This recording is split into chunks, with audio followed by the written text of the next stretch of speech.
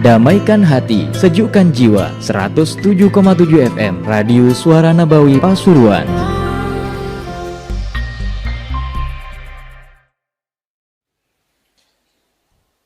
Assalamualaikum warahmatullahi wabarakatuh.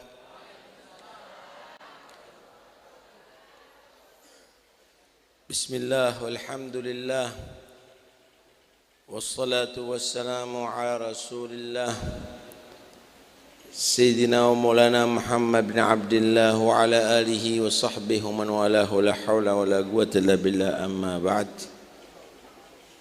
Para habaib, para ulama yang saya hormati, yang saya taati, segenap keluarga almarhum ila rahmatillahil hayyul qayyum Al-Habib Muhsin bin Abdullah As-Saggaf, hadirin dan hadirat yang dirahmati Allah Subhanahu wa taala. Telah banyak sekali para penasihat sudah menyampaikan amanat. Yang terakhir, Kiai Al-Haj Muslim mengingatkan kepada kita untuk menjauhi segala yang diharamkan oleh Allah, utamanya makanan haram. Hati-hati Pak, kalau sudah masuk ke dalam perut makanan haram, itu akan diproses menjadi darah, menjadi daging yang tumbuh di tubuh kita. Kalau kulitnya kita kena najis, walaupun mughalladhah, najasahnya, itu cara membersihkannya bisa. Tapi kalau yang haram masuk ke perut, gimana cara membersihkannya? Karena itu bahaya. Kata Nabi, kullu lahmin nabata min suhtin fannaru aula bihi. Daging yang tumbuh dari haram itu lebih utamanya adalah api baginya, neraka baginya.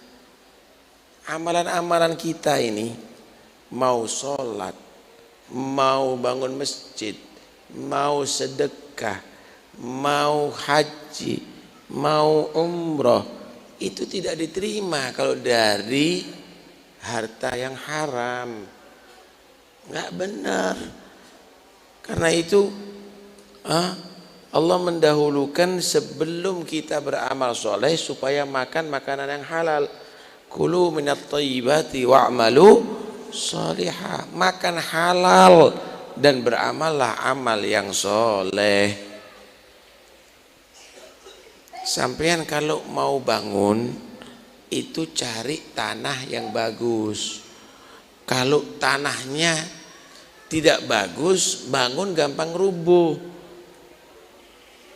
Tahukah sampean kalau sampean itu beramal, berbuat amal soleh, tapi dari rezeki yang haram, itu bukan seperti bangun di atas tanah, tapi seperti bangun di ombak lautan, mustahil akan wujud. Baru ditaruh lulunya udah diterpa sama ombak, habis. Baru ditaruh batunya, batu fondasinya, ya ambles. Sia-sia jadinya. Karena itu wa ta'atu mimman haraman ya'kulu mithlul bina fawqa maujin yuj'alu, kata Ibn Ruslan. Jadinya sia-sia nanti beramal. Dan itu awas, hati-hati. Nabi menggambarkan ada orang ahli ibadah, wiritannya hebat, selalu menghadap kiblat, ash'ath aghbar yamuddu yadahu ila sama wa qala ya rabbi ya rabbi ya rabbi. Saking tasawufnya, saking sufinya, cuma penampilan sufi, rambutnya enggak tersisir, pakaiannya kumuh, lesu, tangannya selalu mengadah ke langit, mulutnya selalu bergerak mengucapkan ya Rabbi ya Rabbi ya Rabbi ya Rabbi, wirid terus. Tapi wa mat'amuhu haram wa malbasuhu haram wa ghudhiya bil haram fa anna yustajabu lah. Yang dimakan haram, yang diminum haram, yang dipakai pakaiannya haram. Dari mana akan bisa diterima amalnya? Innama yataqabbalullahu minal muttaqin. Ada hasr, hanya saja yang diterima oleh Allah ini dari amalnya manusia dari orang yang bertakwa. Orang yang berani haram enggak diterima oleh Allah.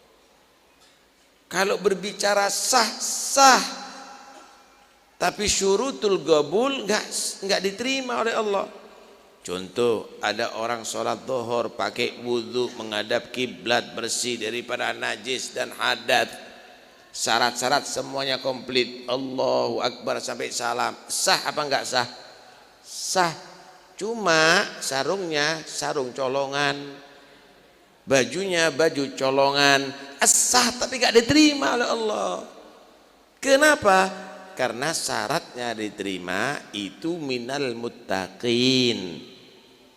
Berangkat haji, berangkat umroh, syarat rukunnya dilakukan sah, tapi duit masjid yang dibuat berangkat, korupsi berangkat, hartanya anak yatim berangkat umroh enggak diterima. Karena itu jangan berpikir yang penting sah, yang penting sah dan diterima. Begitu. Sah dan diterima. Dikatakan syarat orang itu mendapatkan wilayah, mendapatkan mukasyafah dari Allah ada 2. Yang pertama, aklul halal, makan halal. Enggak ada wali makan haram, enggak ada. Koruptor jadi wali enggak mungkin. Kecuali kalau dikembalikan minta maaf. Yang kedua, al-amal bis sunnah au al-amal fi sunnah au fi darurah. Amalnya itu selalu dalam kesunahan. Ngomongnya mikir, dapat pahala enggak ya? Matanya ngelihat mikir, dapat pahala enggak ya? Mendengarkan suara mikir, dapat pahala apa enggak ya? Semuanya adalah yang sekiranya mendapatkan pahala. Wala taktub bikaffika ghaira syai'in yasurruka fil qiyamati antarahu. Enggak menulis satu huruf pun kecuali kalau huruf itu membuat dia bahagia dan beruntung di hari kiamat. Wala tandur bi'ainika ghaira syai'in yasurruka fil qiyamati antarahu. Tidak melihat sesuatu kecuali yang dilihat akan membuat bahagia di hari kiamat. Wala tantik bifika ghaira syai'in yasurruka fil qiyamati antarahu. Tidak berkata dengan mulutnya satu huruf pun kecuali kalau membuat dia di hari kiamat. Semuanya dipikir. Au fi darurah, atau sudah dalam keadaan darurat. Mubahat dilakukan cuma dalam keadaan darurat, yang lainnya adalah fi sunnah. Itu syaratnya untuk orang bisa diangkat jadi wali abdal. Syaratnya orang itu diberikan mukasyafah, syaratnya orang tadi itu mendapatkan wilayah. Makan untuk darurat, ya karena lapar makan, itu pun sekedarnya. Pakaian sekedarnya, rumah sekedarnya, fi darurah. Untuk mubahat fi darurah, untuk yang lainnya fi sunnah. Dan semuanya dari rezeki yang halal. Hati-hati, karena nanti di hari kiamat akan dipertanyakan harta yang kita dapat ini, akan ditanyakan min ainak tasabahu wa fima min ainak tasabtah wa fima anfaktah. Dari mana kamu bisa mendapatkan duit ini? Caranya bagaimana? Halal apa enggak halal? Kemana arahnya? Juga harus dipertanggungjawabkan. Karena itu penting sekali tadi yang dikatakan. Mudah-mudahan insyaallah kita semuanya menjadi orang-orang yang bisa terjaga daripada haram. Amin ya rabbal alamin. Diceritakan ada seorang budak Budak ini namanya Mubarak. Mubarak ini dia bekerja dengan seorang kaya yang punya banyak kebun. Di antaranya kebun anggur.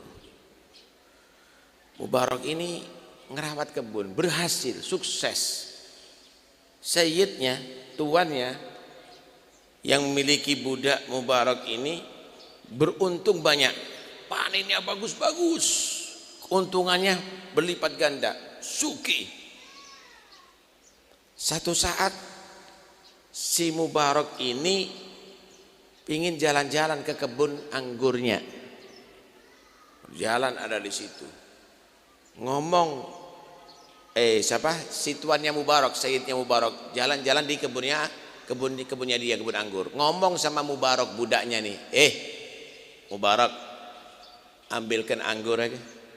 Saya kepingin makan anggur yang paling istimewa ya, yang paling bagus. Siap tuan, diambilkan. Dimakan kecut. Duh. Ambilkan yang bagus, yang istimewa, diambilkan lagi, keliru lagi. Dikatakan, "Loh, kamu tuh apa sih? Kamu merawat kebun ini berkali-kali, panennya bagus. Kok kamu itu nggak bisa ngambilkan aku anggur yang paling istimewa, paling bagus?" "Maaf tuan, maaf Sayyidi," kata dia. "Maaf tuanku, sampean kan mengasih amanah sama saya ngerawat kebun. Saya rawat, pohonnya saya rawat. Cuma sampean tidak mengizinkan kepada saya untuk makan daripada buah yang ada di kebun ini. Mulai tahunan dulu saya ngerawat kebun ini belum pernah makan satu biji pun." Akhirnya si tuannya Mubarak ini berpikir, kok enggak ada di Patebon model gini nih ya. Enggak ada di Pasuruan model gini nih ya. Dilihat akhlaknya, ibadahnya luar biasa. Kebetulan si tuannya ini punya anak perempuan satu-satunya, cantik, santriwati lagi. Ngomong sama istrinya, "Dek, saya kok kagum dengan budak kita ini Mubarak." "Kenapa mas?" Diceritakan begini. "Terus maksudnya?" "Saya kepingin tak kawinkan sama anak kita ini." Ngawur, nggak punya titel, nggak pernah belajar, ada di mana-mana itu anak.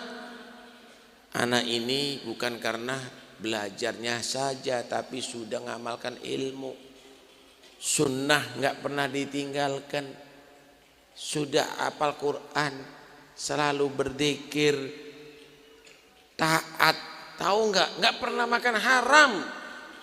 Selama kerja selama saya kerjakan ada di kebun, satu buah daripada anggur tidak pernah dimakan. Kata si istri, "Terserah mas lah." Anaknya didudukkan, "Terserah bapak sama ibu." Ditawari si Mubarak nih, "Kamu mau nggak kawin sama anak saya? Saya ini budak, saya merdekakan kamu, tapi kamu setelah itu kawin dengan anak saya." Masya Allah, Mubarak kawin dengan orang kaya, tapi orang kaya yang dari budak menjadi merdeka. Berkat apa? Nggak mau makan kecuali halal. Sampai dikawinkan, diambil menantu. Berkat apa? Berkat waroknya, tidak mau makan kecuali halal. Akhirnya Masya Allah punya anak namanya Abdullah bin Mubarak, tokoh sufi yang luar biasa. Anak soleh, istri solihah, mertua soleh, berkah hartanya akhirnya berlimpah, dari budak diangkat derajatnya sampai merdeka. Begitulah orang kalau tidak mau makan kecuali dari rezeki yang halal. Mudah-mudahan insyaallah Allah memberikan rezeki kita yang halal, Allah cukupkan daripada segala kebutuhan kita dunia sampai akhirat, amin ya rabbal alamin.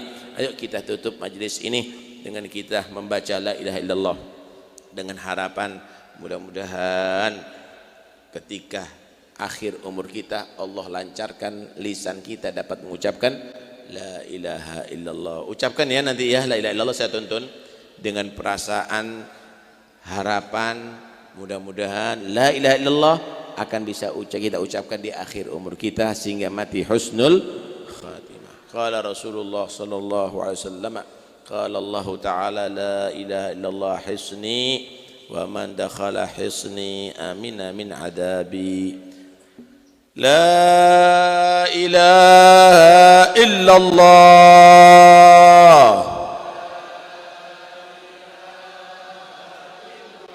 la ilaha illallah,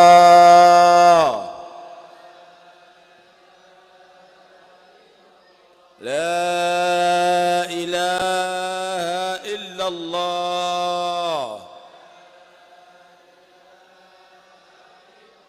Muhammadur Rasulullah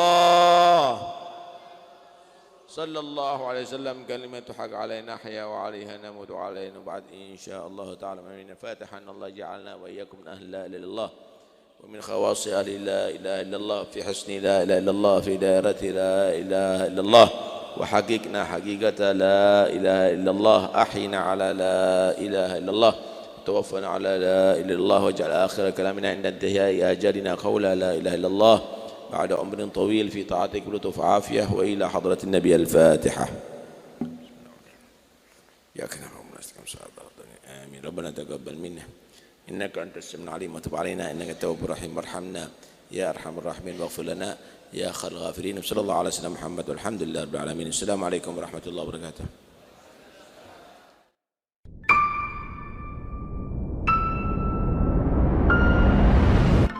Damaikan hati, sejukkan jiwa. 107,7 FM Radio Suara Nabawi Pasuruan.